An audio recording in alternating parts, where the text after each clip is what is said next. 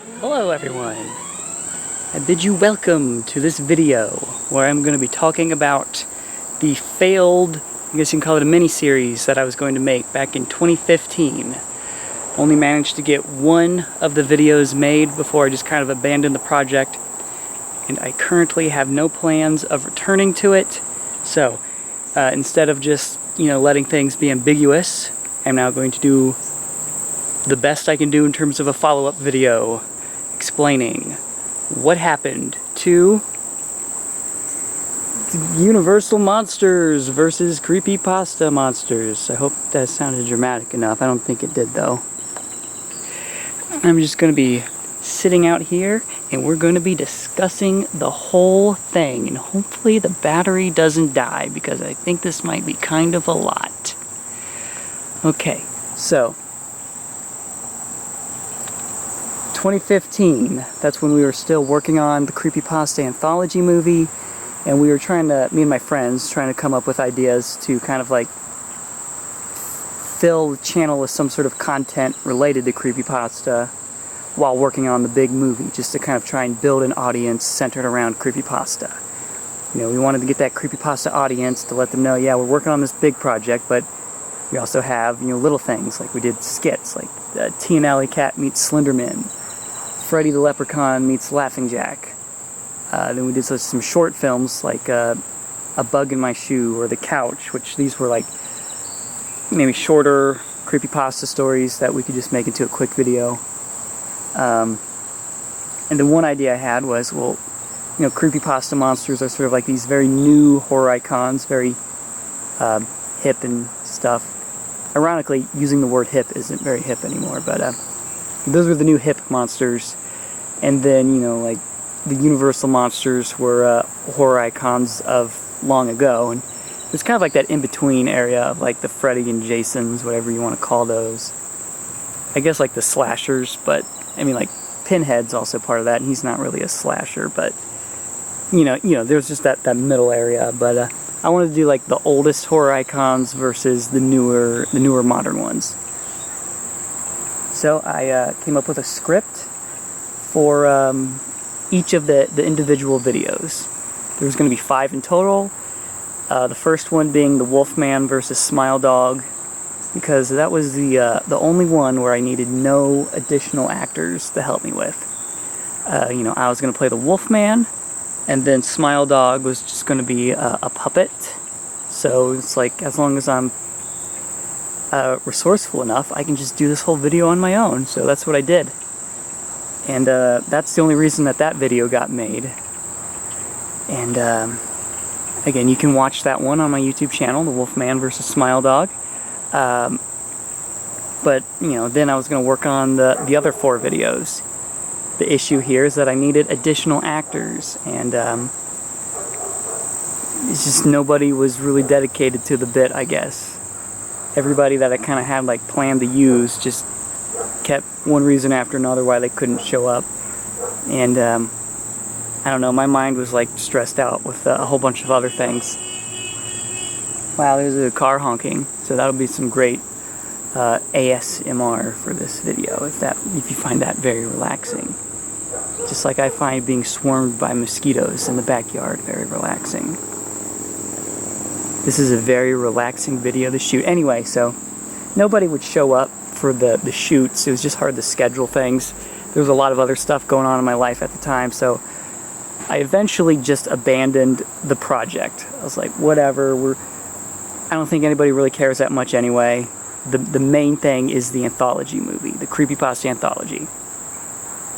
So I did that, put all my effort into that, and then after that was slightly more successful than I thought.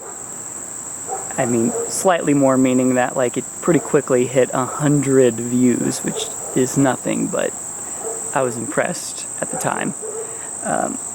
Then that led me to do Eyeless Jack, Ticky Toby, and now I'm currently doing Toby versus Jeff. So that just kind of like got that ball rolling, and the Universals versus Creepypastas was just not a priority. So that's kind of why they ended up not happening, and I have no intentions of returning to the project at all. But I can explain to you, to my best knowledge, because I don't have the scripts anymore, they got lost. But I kind of have my memory still of what they were going to be, and I can kind of try and explain them to you, and hopefully if you were interested in the first one and you wanted to see more, this will at least give you some sort of closure on the project.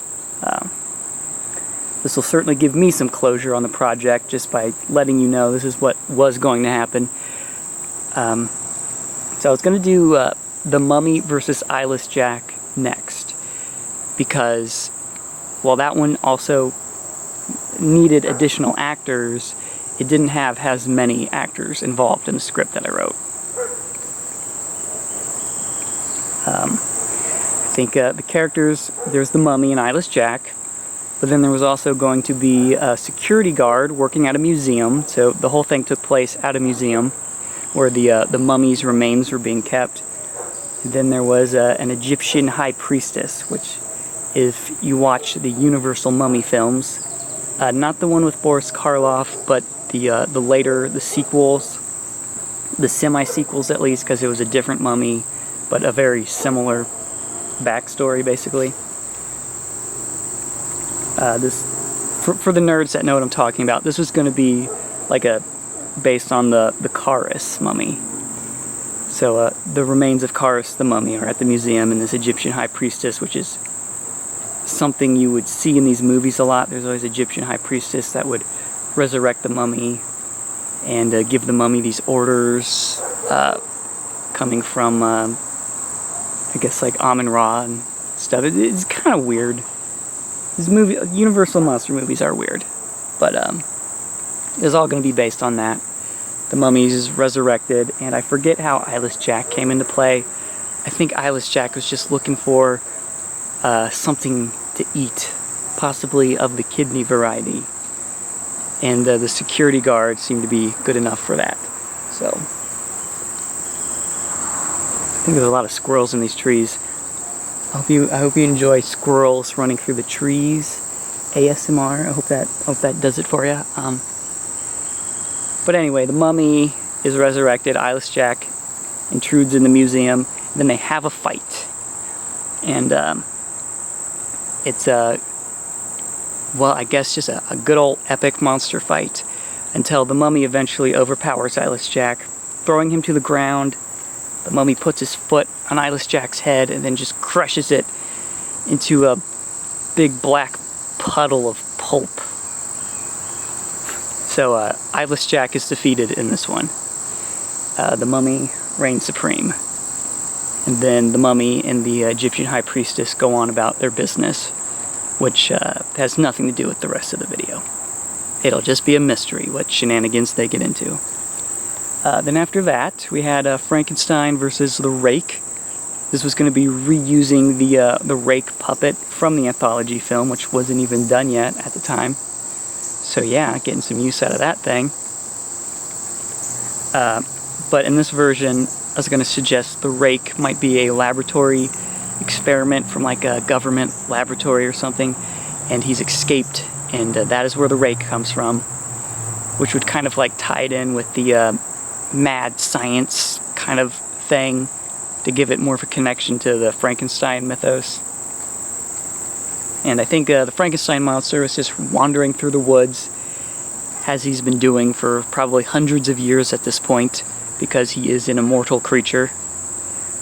And at some point he does encounter the Rake. Then they get into a fight. I can't remember much about anything else going on in the plot. I think this is one that I could have probably done without additional actors. I could have probably done all of it myself, because it's like the monster versus a puppet.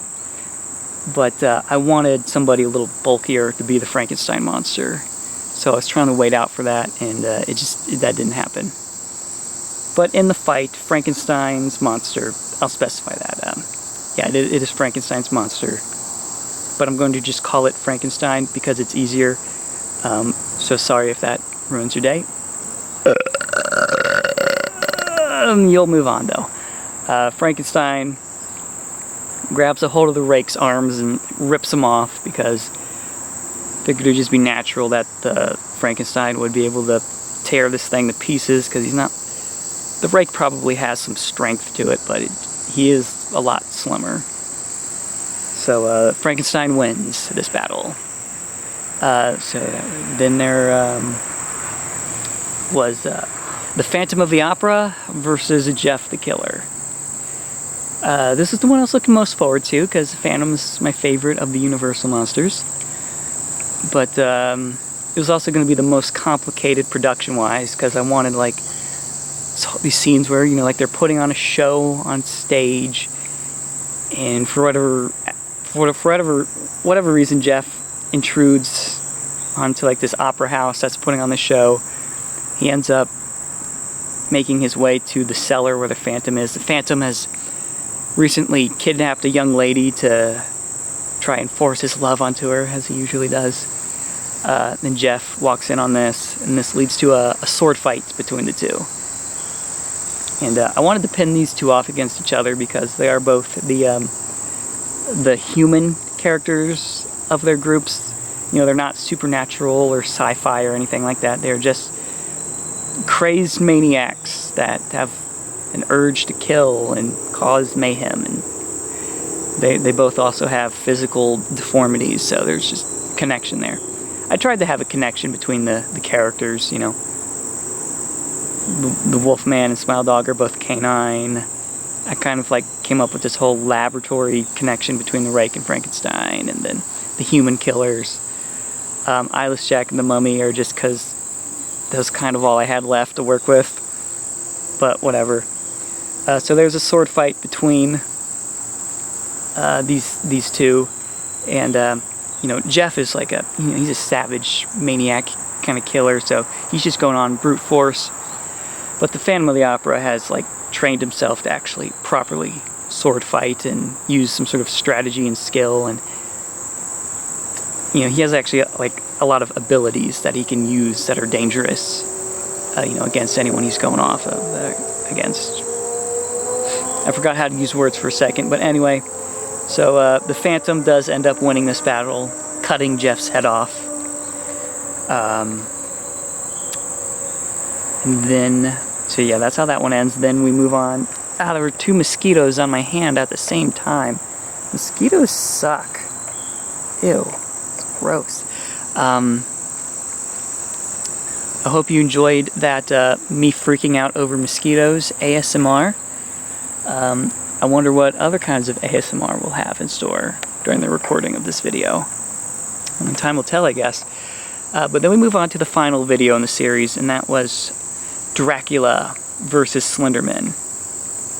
And, okay, I said the Phantom one was going to be the most elaborate production, but I'm remembering all of the things that I had in store for Dracula versus Slenderman. And this was meant to be the finale of the series. This one was going to be huge. It was going to take place at Dracula's castle.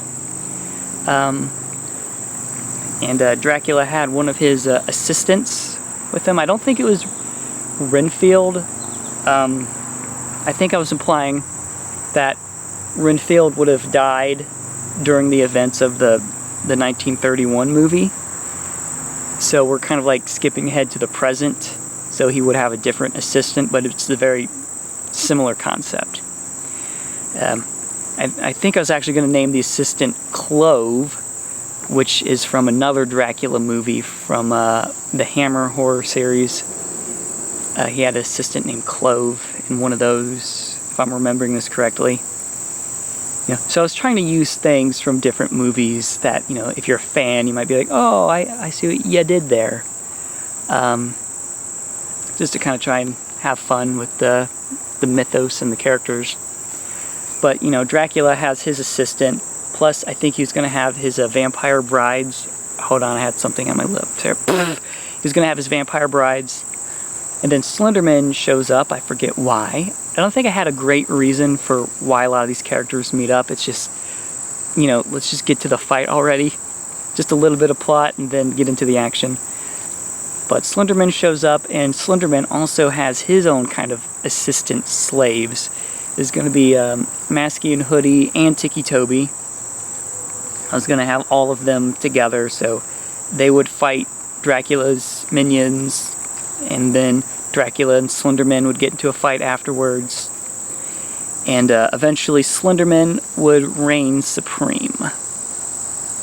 So yeah, because I mean, I don't really know how you kill Slenderman, but there's several ways to kill a vampire, so it just made sense. Dracula dies, and that was that. That was going to be the outcome of all the different movies, not really movies, but little shorts.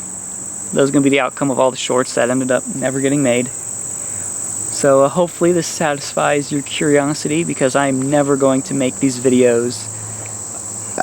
I'm currently, I'm working on Laughing Jack 3 and Toby vs. Jeff. That's keeping me busy enough.